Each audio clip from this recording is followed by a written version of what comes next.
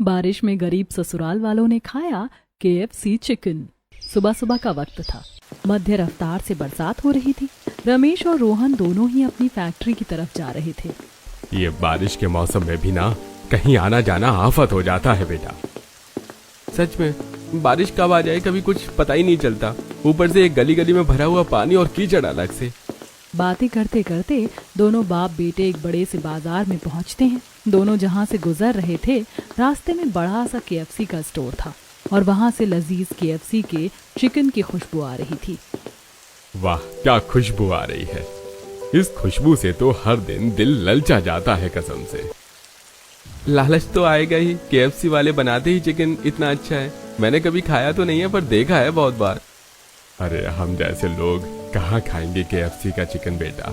हम तो बस खुशबू के मजे ले सकते हैं। पर इसकी खुशबू भी बड़ी जानलेवा है। ऐसा लग रहा है कि बस जल्दी से अंदर जाऊं और फटाफट से पेट भर के KFC का चिकन खा लूं। KFC के बाहर खड़े रमेश और रोहन अपना काफी वक्त जाया कर देते हैं। इसके बाद वह फैक्ट्री पहुंचते हैं और फैक्ट्री का मालिक उदय बड़े ही गुस्से में बोलता है, अरे तुम दोनों टाइम पर फैक्ट्री में नहीं आ सकते हो? हाँ वो साहब बाहर बारिश हो रही है ना, तो रास्ते में बहुत ज्यादा पानी भरा हुआ है। दिक्कत हो जाती है चलकर आने में। अरे तुम कोई रिक्शा ले लो। पैसे नहीं है क्या तुम्हारे पास? अब हम गरीब आदमी हैं साहब, रोज रिक्शा का किराया देंगे तो बचाएंगे कहाँ से। अरे ऊपर से तुम दोनों ने अपना हाल क्या बनाया हुआ है। सारे कपड़े मिट्टी में गंदे किए हुए हैं। बाहर इतना ज्यादा कीचड़ है, कितना भी बचा लें कपड़े तो गंदे हो ही जाते हैं। अरे तुम दोनों से तो बकवास करना ही बेकार है। अगर कल से तुम दोनों लेट आए ना तो मैं तो तुम्हारी तनख्वाह काट लूंगा। और जाओ अब जाकर काम पर लग जाओ। मालिक से डांट फटकार खाने के बाद रमेश और रोहन अपने काम पर लग जाते हैं। शाम होती है और तब भी बारिश हो रही थी। रमेश और रोहन भीगते हुए घर पहुंचते हैं जहां दोनों बच्चे, मैं नहीं खाऊंगा ये दाल चावल। मैं भी नहीं खाऊंगी, रोज रोज यही खाते हैं हम। मेरा मन भर गया है खा खा के ये सब। खा लो बेटा, पेट भरने के लिए जो मिल जाता है वो बहुत अच्छा होता है। नहीं खाना। अरे हर कोई पकौड़े खा रहा है, कचौड़ी खा रहा है, बारिश के मौसम में पराठे खा रहा है और हम रोज रोज वही दाल चावल। मुझे दाल चावल को देख देख कर अब उल्टी आने लगी है। मुझे नहीं खाने, हटाओ इनको। बच्चों ऐसे नहीं करते, चुपचाप खाना खा लो। हाँ, कितनी बार तुम्हें समझाया है कि खाने को लेकर जिद मत किया करो। बेचारे बच्चे मन मारकर जैसे तैसे दाल चावल खा लेते हैं और बाकी सभी लोग भी खाना खाकर सो जाते हैं। अगले दिन बच्चे गली में खेल रहे थे, तभी वहाँ पर दो अमीर पड़ोसी बच्चे आते हैं। अरे तुम दोनों क्या खेल रहे हो? कुछ नहीं, हम तो टीवी टावर खेल रहे हैं। तो मैं और सोनम भी खेलेंगे तुम्हारे साथ टीवी टावर। ठीक है, तो फिर आ जाओ, चलो खेलना शुरू करते हैं। सभी बच्चे आपस में टीवी टावर खेलना शुरू कर देते हैं। कुछ देर बाद अमीर बच्चों की दादी उर्मिला उनके पास आती है। अरे बच्चों, तुम्हारा खेलना हो गया है तो घर चलो, मैंने तुम्हारे लिए KFC का चिकन मंगाया है। अरे वाह, आप सच कह रही हैं दादी? KFC का चिकन, मजा आ जाएगा आज तो। इतना अच्छा मौसम, ऊपर से इतना अच्छा खाना, दिल खुश हो गया। आज तो जुबान की बल्ले बल्ले हो गई। तुम दोनों जल्दी से घर आ जाओ, मैं तब तक चिकन निकाल कर थाली में रखती हूँ। उर्मिला वहाँ से चली जाती है और सोनू और गुड़िया सोनम और राजू से पूछते हैं, ये KFC का चिकन क्या होता है? हमने कभी नहीं सुना। अरे तुम दोनों को भी इतना नहीं पता? अरे KFC का चिकन बहुत ज्यादा स्वादिष्ट होता है, एकदम कुरकुरा सा, और उसके साथ चटनी भी मिलती है, बड़ी स्वाद। खाकर तो मजा ही आ जाता है। हम तो जा रहे हैं खाने के लिए। बिल्कुल, चलो चलो जल्दी चलते हैं, फिर कभी साथ में खेलेंगे। राजू और सोनम की बात सुनकर अब गुड़िया और सोनू का दिल भी ललचा जाता है और दोनों खेलना छोड़कर घर जाते हैं और अपनी बुआ से कहते हैं, बुआ हमें KFC का चिकन खाना है। वो हाँ, बहुत ज्यादा स्वादिष्ट होता है। KFC का चिकन, ये क्या होता है? मैंने कभी नहीं सुना। तुम कहाँ से रोज नई नई चीजें सुनकर आ जाते हो और फिर खाने की डिमांड करने लगते हो, और तुम्हें कैसे पता स्वादिष्ट होता है? तुमने कभी खाया है? नहीं माँ, सोनम और राजू ने हमें बताया। आज उनकी दादी ने उनके लिए KFC का चिकन मंगवाया था। सोनम कह रही थी वो बहुत ज्यादा लजीज होता है। उसकी बातें सुनकर ही मेरे मुंह में पानी आ गया, मुझे वही चाहिए। अरे बच्चों, पता नहीं बाजार में क्या कुछ आता रहता है। अब सब कुछ उठाकर थोड़ी ना खा लेंगे, और हमने जब कभी सुना नहीं है, देखा नहीं है, वो कैसे खा लें? पर वो बहुत अच्छा होता है, हमें ला दो ना। तुमने खुद कभी खाया है गुड़िया, जो तुम दोनों ऐसे जिद कर रही हो? चलो चुपचाप बैठ जाओ। थोड़ी सी डांट फटकार खाकर सोनू और गुड़िया चुपचाप बैठ जाते हैं और किसी अन्य काम में लग जाते हैं। रात को जब रोहन और सुरेश घर आते हैं तो फिर से उन दोनों का केएफसी का चिकन मांगना शुरू हो जाता है। पापा हमें केएफसी का चिकन ला दो ना, हमें वही खाना है। हाँ एक बार ला दो, बस एक बार, चाहे थोड़ा सा ला दो, हमें बस उसका स्वाद चक्कर देखना है। अरे पता नहीं क्या पट्टी पढ़ा दी है पड़ोस के बच्चों ने इनको, जब से घर आए हैं बस यही बोले जा रहे हैं केएफसी का चिकन। अरे अब इसमें बच्चों की क्या गलती है? केएफसी का चिकन है ही ऐसा कि हर कोई भी दीवाना हो जाए। बिल्कुल सही, और वो सच में बहुत ज्यादा स्वादिष्ट होता है। पर हमने तो कभी देखा तक नहीं है भैया, हमें कैसे पता होगा वो कैसा होता है और कैसा नहीं होता है? और खाने की तो बात बहुत दूर की है। चिंता मत करो बच्चों, एक दिन मैं तुम्हें केएफसी का चिकन जरूर खिलाऊंगा। हाँ बेटा, अभी हाल फिलहाल के लिए घर में जो बना है तुम वही खा लो। कुछ दिनों बाद रोहन के घर पर शर्मा जी, जो कि एक बहुत अच्छे घर से थे, वो एक दावत का इनविटेशन लेकर आते हैं। सुरेश भाई साहब, आप सबको आना है। अरे जी जी, जरूर आएंगे शर्मा जी, आपने बुलाया है तो आना ही पड़ेगा। सब कुछ आपके सामने ही है, हम भी आपके जैसे ही थे, लेकिन आज कहाँ पहुँच गए हैं, पर हमारा दिल और रिश्ता आज भी वही है। बस यही तो मान सम्मान वाली बात है। चिंता मत कीजिए भाई साहब, हम समय पर पहुंच जाएंगे। चलिए ठीक है, मैं चलता हूँ, बहुत सारे काम हैं और भी कई लोगों को अभी न्योता देना बाकी है। शर्मा जी न्योता देकर चले जाते हैं और सभी लोग दावत में जाने के लिए बहुत ज्यादा उत्साहित हो जाते हैं। 2 दिन बाद दावत होती है और सभी लोग तैयार होकर दावत में पहुंचते हैं। तभी रोहन के कानों में ये बात आती है कि दावत में केएफसी का चिकन लगा है। अरे यहाँ पर केएफसी का चिकन लगा हुआ है? सच बोल रहा है बेटा, चल फिर जल्दी से चलते हैं। आज तो मैं केएफसी का चिकन खाऊंगा। भाई जल्दी चल, जल्दी, कहीं खत्म ना हो जाए। अरे बच्चों थोड़ा हौसला रखो, जल्दबाजी में किसी से टक्कर खाकर गिर मत जाना। बच्चे केएफसी के चिकन के पीछे तो ऐसे पागल हो गए हैं जैसे गुड़ के पीछे मक्खी। चल बहू, आज खाकर देख ही लेते हैं कि आखिर ये केएफसी का चिकन होता क्या है। सभी लोग केएफसी चिकन के पास पहुंचते हैं, लेकिन वहां पर चिकन बहुत थोड़ा सा बचा होता है और जो भी होता है उसमें से भी सभी परिवार वाले थोड़ा थोड़ा ले लेते हैं और अच्छे से दावत खाने के बाद सभी लोग घर आते हैं। मजा आ गया। आहा, क्या चिकन था, मुझे तो अभी भी बार बार मुंह में उसका स्वाद आ रहा है। सच में ही मुझे नहीं पता था कि केएफसी का चिकन ऐसा होता है। ऐसा चिकन तो मैं हर दिन खा सकती हूँ। हमारे बच्चे बिल्कुल सच बोल रहे थे, ये तो लाजवाब है, लाजवाब। देखा, मैंने कहा था ना, ऐसे ही थोड़े ना हम जिद कर रहे थे केएफसी के चिकन खाने की। थोड़ी और बातचीत करने के बाद सभी लोग सो जाते हैं। दिन गुजरते चले जाते हैं और एक दिन पायल घर पर नॉर्मल चिकन बना देती है। अरे बहू, वो केएफसी का चिकन खाने के बाद तो अब मेरा सादा खाने का मन नहीं कर रहा है। सच में भाभी, आप भी वैसे ही चिकन बना दो। वो चिकन तो क्या चिकन था। हाँ माँ, घर पर बना दो ना, फिर पेट भर कर खाएंगे। उस दिन तो बहुत थोड़ा मिला। केएफसी सुनते ही मेरे अंदर कुछ कुछ होने लगता है। अब मैं कहाँ से बना दूं वैसा चिकन? घर में जो कुछ था मैंने तो उससे ही बना दिया। अब यही है, इसे ही आप लोग खा लीजिए। पायल की बात सुनकर सभी लोग चुप हो जाते हैं और जो बना होता है उसे ही आराम से खा लेते हैं। दिन गुजरते जाते हैं और एक दिन सुबह जब रोहन और सुरेश फैक्ट्री पहुंचते हैं तो वहां मालिक उदय गुस्से में बोलता है, मुझे पता है आप वैसे ही कुछ लोग हैं जो फैक्ट्री में से बेकार सामान को चुरा कर उसे बेचकर तनख्वाह से ज्यादा पैसे अपनी जेब में भर रहे हैं। ये कैसी बात बोल रहे हैं साहब? भला ऐसा कौन कर सकता है फैक्ट्री में? क्या पता बेटा कौन कर रहा है, हम दोनों तो ईमानदारी से काम कर रहे हैं, हमें क्या ही मतलब है। अरे जिस दिन वो लोग मेरे हत्थे चढ़ गए ना, उस दिन मैं उन्हें फैक्ट्री से ऐसा बेइज्जत करके निकालूंगा कि आप सब लोग देखते रह जाएंगे। उदय की बात सुनकर फैक्ट्री के सभी लोग डर जाते हैं, लेकिन सुरेश और रोहन सामान्य रूप से अपना काम करते रहते हैं। शाम को दोनों बाप बेटे घर जा रहे होते हैं तो गलियों में पानी बहुत ज्यादा होता है। इस पानी में और नहीं चला जा रहा है, कुछ समझ नहीं आ रहा कहाँ पर गड्ढे हैं और कहाँ पर जमीन है। सच में बारिश ने तो इस बार बुरा हाल कर दिया है, ऐसे ही चलता रहेगा तो काम कैसे करेंगे। पहले घर तो पहुँचे, कहाँ पहले आधे घंटे में घर पहुँच जाते थे, कहाँ अब 2 घंटे लग जाते हैं हमें घर जाने में। रोहन इतना बोल रहा होता था कि तभी उसका पैर स्लिप होकर उसे चोट लग जाती है। आए आए, मर गया, मेरी कमर टूट गई, बड़ी जोर से लग गई। अरे बेटा तू ठीक तो है ना, थोड़ा देख कर चल बेटा। अरे अब और कितना देख कर चलूं पापा, आंखों में फिल्टर थोड़े लगाए जो कीचड़ के आर पार देख लूं। ले मेरा हाथ पकड़ बेटा और थोड़ा आराम आराम से चल। घर पहुंचकर तुझे मैं दवाई लगा देता हूँ। दोनों बाप बेटे घर पहुंचते हैं और सुरेश रोहन के गिरने की बात घर वालों को बताता है।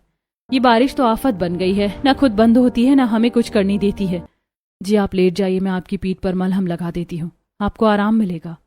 हाँ मलहम लगा दो, सुबह काम पर भी जाना है, वरना फैक्ट्री का मालिक तो सुना सुना कर ही खून पी जाएगा। जाने कब इन हालातों से हमें छुटकारा मिलेगा, पर उससे पहले बस मौसम से छुटकारा मिल जाए। अनगिनत परेशानियों और बरसात की समस्याओं से घिरा हुआ रोहन का परिवार जैसे तैसे अपना जीवन बिता ही रहा होता है। एक शाम सुरेश और रोहन को पगार मिलती है और पायल उस दिन खाने में मटर पनीर बना देती है, लेकिन सोनू और गुड़िया उसे देखकर मुंह बना लेते हैं। यह क्यों बनाया है, हमें नहीं खाना ये। आप KFC का चिकन नहीं बना सकती क्या माँ, वो नहीं आता आपको बनाना? बेटा पर आज तो मैंने दाल चावल नहीं मटर पनीर बनाया है, फिर तुम दोनों ऐसे क्यों बोल रहे हो? क्योंकि हमें KFC का चिकन खाना है, आप जानती नहीं है क्या? आप क्यों नहीं बनाती हैं? हर कोई खरीद कर खा रहा है, बस हम ही नहीं खा रहे हैं। बेटा तुम्हें कितनी बार कहा है कि खाने का अनादर नहीं करते हैं। हमें खाना है, KFC का चिकन ही खाना है, वरना हम कुछ नहीं खाएंगे। खाएंगे तो बस KFC का चिकन खाएंगे, हमें वही ला कर दो। बेटा शांत हो जाओ, चुप हो जाओ। नहीं, KFC वही खाएंगे, ला कर दो। पायल को गुस्सा आ जाता है और वह अपने दोनों बच्चों की गाल पर जोरदार तमाचा मार देती है और बच्चे रोने लग जाते हैं। क्या कर रही हो पायल? बच्चे हैं और वो बच्चे तो जिद कर ही लेते हैं। लेकिन इन बच्चों को इतनी समझ तो है ना कि ये अपने घर के हालातों को समझे। हम नहीं खा सकते हैं KFC का चिकन। शांत हो जा बहू, इसमें बच्चों की कोई गलती नहीं है। अब कोई चीज अच्छी है तो हर कोई उसके पीछे जाएगा ही। हाँ बहू, बच्चों पर हाथ मत उठा, कोई बात नहीं, जाने दे, माफ कर दे। बच्चों को रोता देखकर अब पायल को बहुत बुरा लगता है और वह उन दोनों को अपने गले से लगाकर बोलती है, अच्छा चलो सॉरी, मैंने तुम पर हाथ उठाया, चलो मैं तुम्हें आइसक्रीम खिलाकर लाती हूँ। मेरे दोनों प्यारे बच्चे आइसक्रीम खाएंगे ना? मैं मैंगो वाली खाऊंगी और मैं दूध वाली खाऊंगा। ठीक है, मैं दोनों को आइसक्रीम दिला दूंगी, चलो चलते हैं। पायल अपने दोनों बच्चों को लेकर बाजार पहुंचती है और इससे पहले कि दोनों आइसक्रीम के ठेले तक पहुंचते तभी रास्ते में KFC का स्टोर आ जाता है और उसकी खुशबू से दोनों बच्चे स्टोर के बाहर ही जम जाते हैं। हाँ मुझे आइसक्रीम नहीं खानी है, KFC का चिकन भी खिला दो मुझे। हाँ माँ देखो ना, यहाँ पर तो दुकान भी है, खिला दो ना माँ। लेकिन मेरे पास बस 20 रुपए है बेटा, जिसमें तुम दोनों की आइसक्रीम ही आएगी। माँ खिला दो ना, प्लीज खिला दो ना। फिर कभी जिद नहीं करेंगे, खिला दो ना माँ, आज खिला दो बस। चुप हो जाओ, तुम जानते हो मैं अभी ये नहीं खरीद सकती हूँ। मान जाओ ना माँ, चली जाओ ना, ले आओ ना। लगता है बच्चे ऐसे नहीं मानेंगे। एक काम करती हूँ, अंदर जाकर पता कर लेती हूँ कि सबसे सस्ता चिकन कितने रुपए का है, फिर जब पैसे जमा हो जाएंगे तो मैं ले आऊंगी। माँ जाओ ना, अंदर जाकर चिकन लेकर आओ। अच्छा ठीक है, मैं अंदर जाती हूँ, तुम दोनों यहीं रुकना। पायल अंदर जाती है और अंदर का नजारा देखकर उसे थोड़ी हिचकिचाहट होती है, जिसके बाद वो काउंटर पर जाती है और बोलती है, यहाँ पर सबसे ज्यादा सस्ता चिकन कितने रुपए का है और उसमें हमें कितनी क्वांटिटी मिलेगी? मैडम 300 रुपए से स्टार्टिंग है, 300 रुपए में आपको 2 पीस, मेरा मतलब 2 टुकड़े चिकन के मिलेंगे। 300 रुपए में 2 टुकड़े तो बहुत ज्यादा महंगा है। पायल खाली हाथी KFC से बाहर आ जाती है और दोनों बच्चे फिर से रोने लगते हैं। आप खाली हाथ क्यों आ गई, बाहर लेकर क्यों नहीं आई? हमें यहाँ खड़ा करके चली गई और चिकन भी नहीं लाई। बोलो ना क्यों नहीं लाई माँ? क्योंकि ये बहुत ज्यादा महंगा है, मैं इसे नहीं खरीद सकती हूँ। चलो घर पर, अगर आइसक्रीम खानी है तो खाओ, वरना अपना मुंह बंद कर लो। अब नहीं खानी आइसक्रीम, रखो आप अपने 20 रुपए अपने पास, चलो घर जाना है हमें। उदास हुए दोनों बच्चे वापस पायल के साथ घर आ जाते हैं और पायल को भी अपने बच्चों का उदास चेहरा देखकर बहुत बुरा लगता है, लेकिन वह उन्हें रास्ते में आइसक्रीम दिलवाती है। ऐसे ही कुछ दिन गुजरते हैं और एक दिन गली में रहने वाले पारुल और सौम्या के यहाँ KFC की डिलीवरी वाले आते हैं। थैंक यू, ये लीजिए आपके पैसे। देख गुड़िया, उनके घर पर KFC आया है। हाँ भैया, वही देख रही हूँ। सौम्या की नजर दोनों बच्चों पर पड़ती है। तुम दोनों वहाँ खड़े खड़े क्या घर को देख रहे हो? हमारे KFC के चिकन को नजर लगाओगे क्या? नहीं नहीं, हम क्यों नजर लगाएंगे, हम तो ऐसे ही देख रहे थे। अरे मुझे पता है तुम्हारा दिल ललचा रहा है, तुम जैसे भूखे नंगे ने कभी KFC का चिकन नहीं खाया होगा ना। खाया है ना, हमने भी खाया है, हमें पता है ये कैसा होता है। अच्छा, जरा बताना कहाँ पर खाया है तुमने? वो शर्मा अंकल है, उनकी दावत में खाया था। पता था तुम लोग बस फ्री का ही खा सकते हो, खुद की जेब से पैसा खर्च करके तो तुम केएफसी का खाली डब्बा भी नहीं ला सकते हो। पारुल और सौम्या दोनों ही गुड़िया और सोनू की खूब बेइज्जती करते और बेचारे बच्चे आंखों में आंसू लिए अपने घर आते और सारी बातचीत घर वालों को बताते हैं। भगवान इस गरीबी के चलते मेरे पोता पोती को क्या कुछ सुनना पड़ रहा है। सच में काश कि हमारे पास इतने पैसे होते कि हम भी हर दिन केएफसी का चिकन मंगाकर अपने बच्चों को दे सकते, पर ऐसा नहीं है ना। और बच्चों को भी समझना चाहिए, हर बात पर लालच ठीक नहीं होता। पर हमने कुछ नहीं कहा था, हम तो बस दूर खड़े थे। दीदी अपने आप ही हमसे बोल रही थी। कोई बात नहीं बेटा, अब इसमें उनकी भी क्या गलती है, तुम जाने दो, सबकी बातों को दिल से नहीं लगाते। जैसे तैसे करके पायल अपने बच्चों के टूटे हुए दिल को फिर से जोड़ने की कोशिश करती है। दिन गुजरते जाते हैं और एक सुबह जब रोहन और सुरेश फैक्ट्री में काम कर रहे होते हैं। अरे बेटा, लगता है ये वाला सामान बेकार ही पड़ा हुआ है यहाँ पर। हाँ तो एक काम करते हैं, इसे उठाकर हम बाकी के बेकार सामान में रखते हैं, फिर मालिक को जो करना होगा वो अपने आप कर लेंगे। हाँ सही बोल रहा है तू, चल चलते हैं। तो इधर से उठा, मैं इधर से उठाता हूँ और रख देते हैं। हाँ ठीक है पापा, चलो उठाओ। दोनों बाप बेटा मिलकर बेकार सामान को बाकी के बेकार सामान के पास रखने जा रहे होते हैं और उन्हें ऐसा करते हुए मालिक खुद देख लेता है। मुझे पता था तुम दोनों ही हो जो फैक्ट्री से सामान चोरी कर रहे हो। अरे नहीं नहीं मालिक, हम तो बस इस सामान को रखने के लिए जा रहे थे। हाँ हाँ, हमने तो आज तक फैक्ट्री से मिट्टी तक नहीं चुराई है, सामान चुराने की बात तो बहुत दूर है। अरे तुम दोनों ना ज्यादा चालू बनने की कोशिश मत करो। तुम जैसे फटेहाल लोग ही होते हैं जो गरीबी का झूठा लिबास पहनकर अंदर ही अंदर चोरियां करते हैं।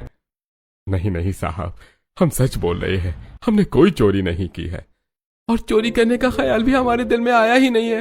हाँ, हमें हमारी नौकरी से बहुत प्यार है। अरे लेकिन अब तुम्हारी नौकरी तुम्हारे हाथ से जा चुकी है। मैं अभी के अभी तुम दोनों को काम से निकाल रहा हूँ। दोबारा मेरी फैक्ट्री में नजर मत आ जाना तुम दोनों। उधर रमेश और रोहन को उसी वक्त काम से निकाल देता है। परेशान हुए दोनों बाप बेटे बारिश में घर पहुंचते हैं और उनका उदास चेहरा देखकर विमला बोलती है, हाजी क्या हो गया, आप दोनों इतना जल्दी कैसे आ गए और इतना परेशान क्यों हैं? हाँ भैया, क्या बात है, सब कुछ ठीक ठाक तो है ना? हमारे मालिक ने हमें काम से निकाल दिया है। उन्होंने हम पर झूठा चोरी का इल्जाम लगा दिया और हमारी बात भी नहीं सुनी। ये आप क्या कह रहे हैं? काम नहीं होगा तो फिर हमारा क्या होगा, घर कैसे चलेगा? कुछ न कुछ तो करेंगे ही बहू, ऐसे हाथ पे हाथ रखकर तो नहीं बैठे रहेंगे। अब कोई नई नौकरी तलाशनी पड़ेगी। रोहन और सुरेश की नौकरी चले जाने के बाद तो अब घर के हालात और ज्यादा खराब हो जाते हैं। दोनों बाप बेटे इधर उधर काम के लिए भटकते हैं, लेकिन उन दोनों को कोई पक्का काम नहीं मिलता है।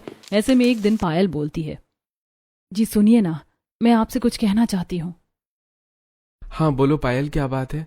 जी घर चलाने के लिए अब आप इतनी मेहनत कर रहे हैं तो मुझे भी काम करने दीजिए। ये तुम क्या बोल रही हो? तुम वैसे ही घर का काम करती हो, ऐसे में बाहर का काम भी करोगी? जी कहीं पर झाड़ू पोछे का काम मिल रहा है, 2 पैसे घर में आ जाएंगे तो किसी जरूरत के समय काम आ जाएंगे। ठीक है पायल, मैं तुम्हारी बात भी समझ रहा हूँ। घर चलाने के लिए शायद अब हम दोनों को ही मेहनत करनी पड़ेगी।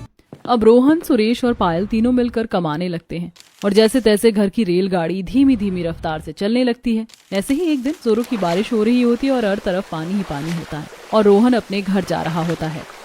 हे भगवान, घुटनों तक पानी जमा हो गया है, पता नहीं घर वालों का क्या हो रहा होगा। बस घर के अंदर पानी न जाए, इतना शुक्र रखना भगवान। अब जल्दी जल्दी घर जाना होगा वरना पानी और ज्यादा बढ़ जाएगा। रोहन थोड़ी आगे चलता है तो देखता है कि एक गाड़ी बारिश के पानी में फंसी हुई है। ये गाड़ी तो बहुत बुरी तरीके से पानी में फंसी हुई है और लगता है गाड़ी के अंदर भी कोई है। मुझे पास जाकर देखना होगा, शायद किसी को मदद चाहिए। रोहन गाड़ी के पास जाता है तो अंदर एक मनीष नाम का आदमी बैठा होता है जो जोर जोर से शीशे पर हाथ मार रहा होता है। अरे मुझे बाहर निकालो, पानी में फंसने की वजह से मेरी गाड़ी ठंडी होकर बंद हो गई है। अरे मेरा दम घुट रहा है, मुझे बाहर निकालो। साहब चिंता मत करो, मैं आपको बाहर निकालता हूँ, थोड़ा हौसला रखिए। रोहन गाड़ी का शीशा तोड़ने के लिए इधर उधर कुछ देखने लगता है, लेकिन पानी की वजह से उसे कुछ नजर नहीं आता है। मैं क्या करूं? अरे इन साहब को गाड़ी से बाहर कैसे निकालूं? अरे अगर थोड़ी और देर हो गई तो दम घुटने की वजह से ये अंदर ही बेहोश हो जाएंगे। एक काम करता हूँ, हाथ से ही शीशा तोड़ देता हूँ। रोहन जोर से शीशे पर 2-4 मुक्के मारता है और गाड़ी का शीशा चकनाचूर हो जाता है। जिसके बाद रोहन मनीष को सही सलामत गाड़ी से बाहर निकालता है, लेकिन उसका हाथ लहूलुहान हो जाता है। तुम्हारा बहुत बहुत शुक्रिया, तुमने हमारी जान बचा ली, अपनी परवाह किए बगैर मुझे बचा लिया। अरे कोई बात नहीं साहब, ये तो मेरा फर्ज था। लेकिन तुम्हें बहुत ज्यादा चोट लग गई है, चलो मैं तुम्हें डॉक्टर के पास ले चलता हूँ।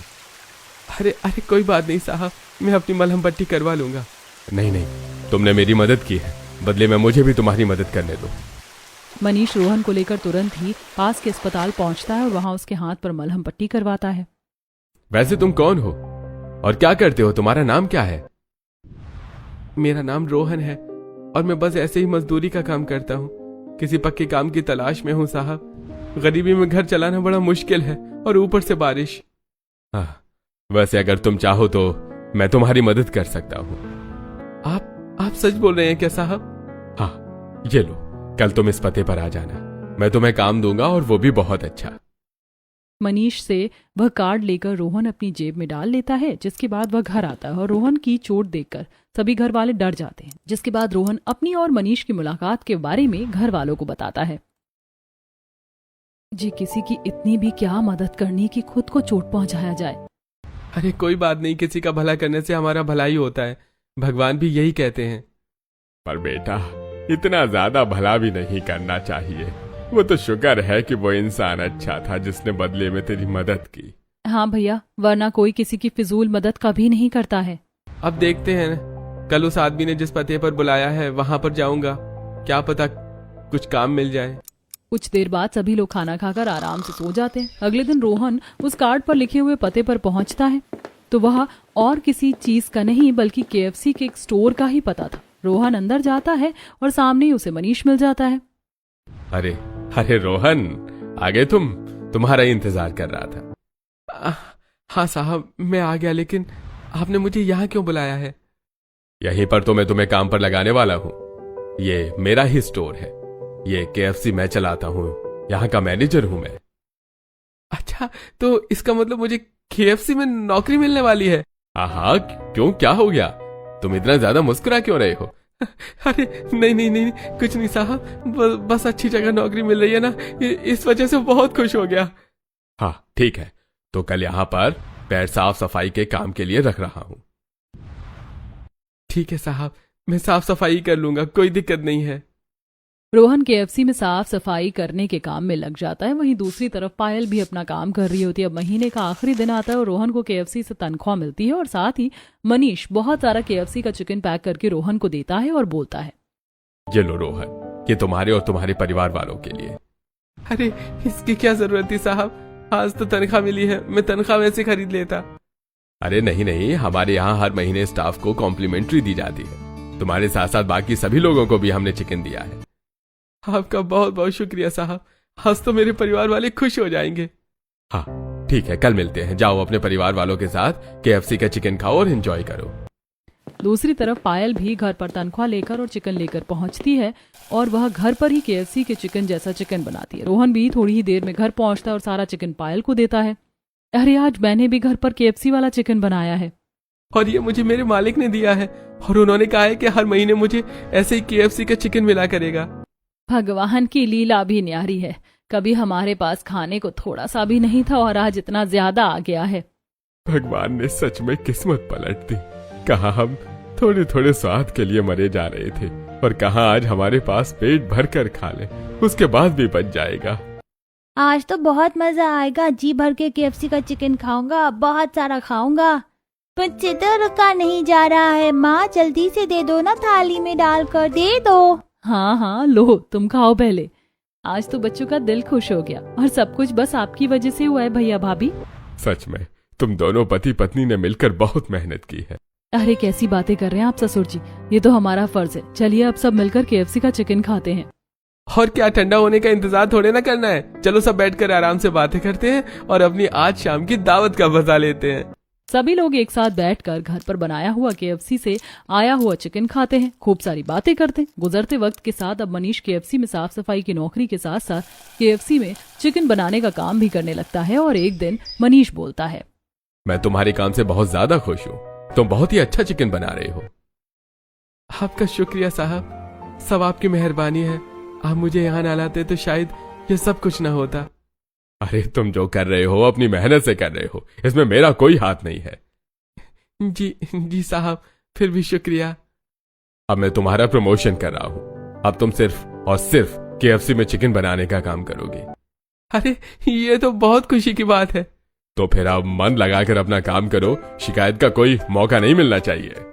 इतना कहकर मनीष रोहन की पीठ थपथपाता है और वहां से चला जाता है। अब लीडर बनने के बाद रोहन को अच्छे पैसे मिलने लगते हैं और उससे अकेले की कमाई से ही घर बहुत अच्छे से चलने लगता है। इसके बाद पायल को भी बाहर जाकर काम करने की जरूरत नहीं पड़ती है और घर में केएफसी के चिकन को लेकर किसी को भी तरसना नहीं पड़ता है।